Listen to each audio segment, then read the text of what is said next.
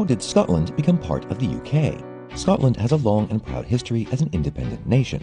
The Romans never managed to conquer it, and for much of its history it was fighting its English neighbour south of the border. But over 300 years ago it joined a union with England and Wales. Why? The first step to unification came when the Queen of England, Elizabeth I, died unmarried and childless in 1603.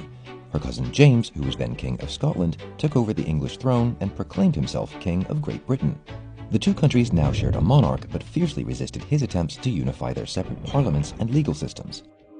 In the 1690s, Scotland tried to set up a colony, New Caledonia, in what is now Panama, but it was a disaster and was abandoned following the deaths of all but a handful of settlers. The enormous cost of the failed colony nearly bankrupted Scotland.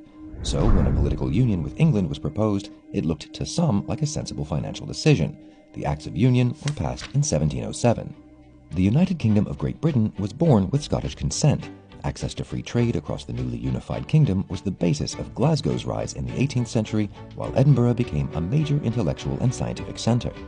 But now the opportunities of empire no longer exist, and a powerful nationalist voice is calling for Scotland to be independent once again. Could Scotland now leave the UK? Like for part 2.